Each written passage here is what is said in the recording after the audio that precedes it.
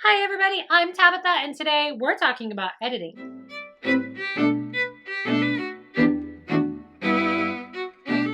So about a year ago, I revisited my editing video by doing an editing tips video right here on this channel.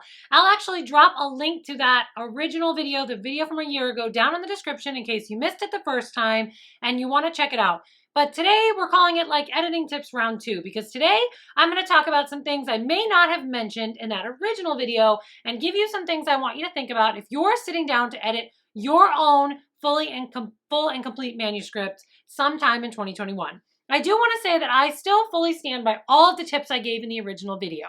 So I think it's best to wait a little bit before you edit yours, edit from a print copy if that's at all possible. Definitely edit like a reader. Definitely look for continuity. Mark those changes while you're reading, not making them in the moment and then making them all when you're completely done. I still stand by all of that. It all works. But today we're getting down into some things that you may not have thought about, or maybe you just really need someone to tell you so that you're thinking of it when you edit. Are you ready? Let's go. Okay, are you ready? Tip number 1 for today.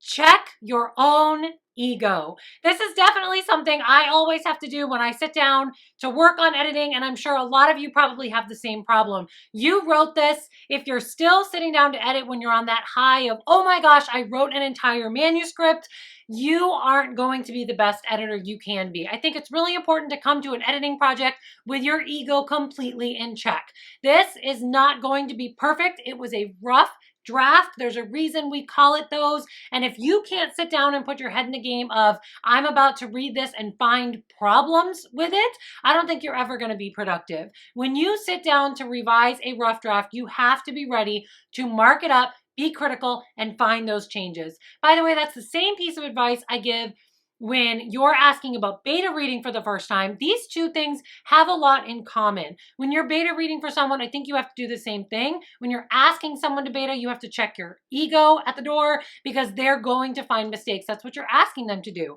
Anyway, that's the biggest thing, and that's going to run through all of this. You're not perfect, and if you go into this looking for places you can pat yourself in the back and be like, this is awesome, it's not going to be the best it can be. You have to be willing to find your flaws. Tip number 2 for this video, you have pacing problems. Yep, that's everybody. Me, you, whoever. I have never read the first rough draft of a manuscript, whether it's mine or someone else's, that didn't have pacing problems. So really, when you're sitting down to edit and you're looking for this for the first time you've read this through as a reader, look for them because they are there. You're going to have scenes that you rushed, that as a reader, you want to slow down. You're going to have scenes that you went too slow on that bore your readers. You have scenes that need to be cut altogether. You have scenes that you need to write still because you went too fast from point A to point B and you skipped something that should have happened in the middle. I guarantee you somewhere in that rough draft of a manuscript, you have a pacing problem. When you're sitting down to do your first editing, you need to find it. It's not if it's there, it's that it's there, and you have to figure out where it was. That's definitely a piece of advice that I think everyone needs to hear. And again, check your ego because it's there. Find it. Where did you go too fast? Where did you go too slow? And how can we fix it? Tip number 3, find your sentence structure issues by reading out loud. So this is sort of piggybacking on a tip that I might have given in the original video when you watched that. I do believe in the power of reading out loud, especially if you're on dialogue and you're stuck for something. But in this case, I'm talking about looking for it in sentence structure. A lot of times what will happen when you're reading through your own as a reader, you might flag, highlight, or mark a paragraph that you say felt awkward, but you're not sure why. And when you go back to make the changes, you can't always find it. Maybe even reading it again, you're like, man, it does feel awkward. What is wrong with it? This is when it would benefit from reading it out loud and trying to figure out where it is. And often it's a sentence structure issue. You use too many long ones or too many short ones and you need more variety.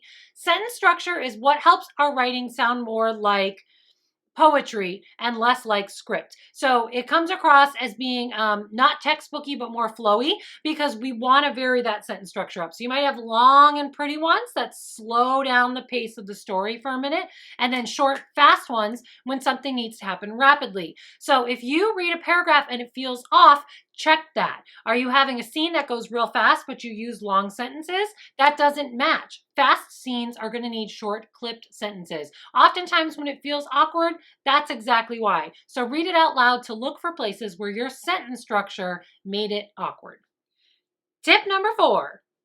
If you need a second set of eyes, mark it and get one. Normally, this is where I have my betas come in. So I'll mark a chapter that I thought was a little tricky and I'm not sure if I fixed it or if I still love it. Or maybe even I did a full pass all the way through and then I wrote a brand new scene, and I'll make sure I tag or mark that. These are for me, these tags or mark notes. I don't tell my beta ahead of time, hey, chapter 12 might be a problem. But when my beta is giving me notes, they'll often notice that I specifically ask them about chapters. Okay, wait, slow down. I need to know what you thought of chapter 12. That's because for whatever reason, I marked that. Either I thought it was awkward, I'm wondering if it belongs there, or it's a brand new chapter. So when you're writing these, definitely make sure you mark those and get a second set of eyes on them. Those are the chapters where it's a really big deal. You know in your gut, something is up with that. I will say that there were scenes like that in Breaking Iselda, my first published book, that I had flagged or marked that a beta visited that later were not in the finished product. So I knew something was wrong with them. It felt off. My beta reader read it and was like, I don't even understand why we had this chapter. And eventually I had to check my ego and realize that chapter didn't even need to be there. It added nothing. So go with your gut when it comes to those. If you feel like there's a chapter that's a little rocky or rough, flag them or mark them and get a second opinion on those. Sometimes they need to be cut. Sometimes they just need to be fixed. But talking them out with another person might help you fix them.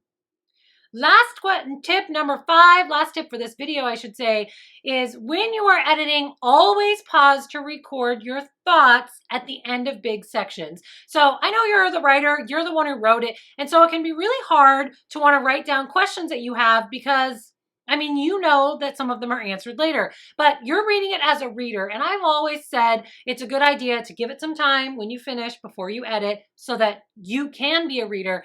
I think this is a huge important step that too many writers skip when they're editing. Take a moment, stop, write down your important questions you have at the end of it. I would do it every chapter, but definitely at least big chapters. So if you're thinking, okay, right here in this moment, we're wondering, what is my main character getting themselves into? Are they going to be able to get themselves out of this? As the writer, you know the answer to that, but it's still important to write it down. It'll help you later on remember. If you come back to it, you can remember how many chapters you left that lingering for a reader by looking at when you wrote it versus when it was answered.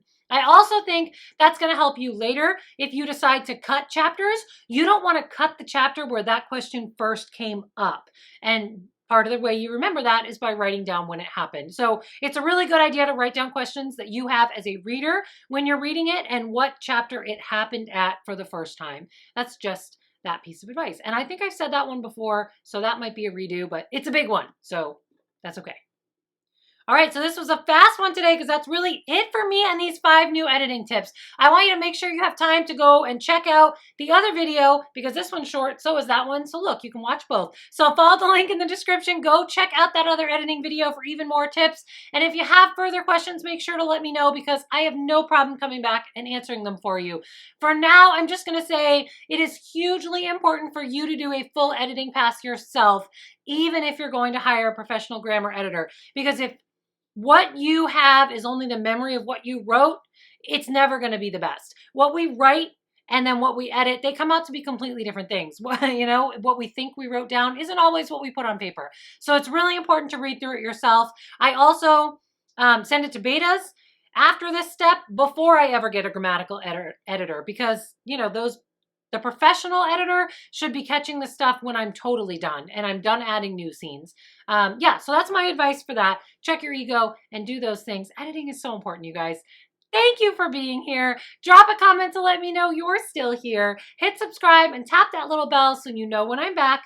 Keep plotting the path to your own dreams, and I will see you next time. Bye!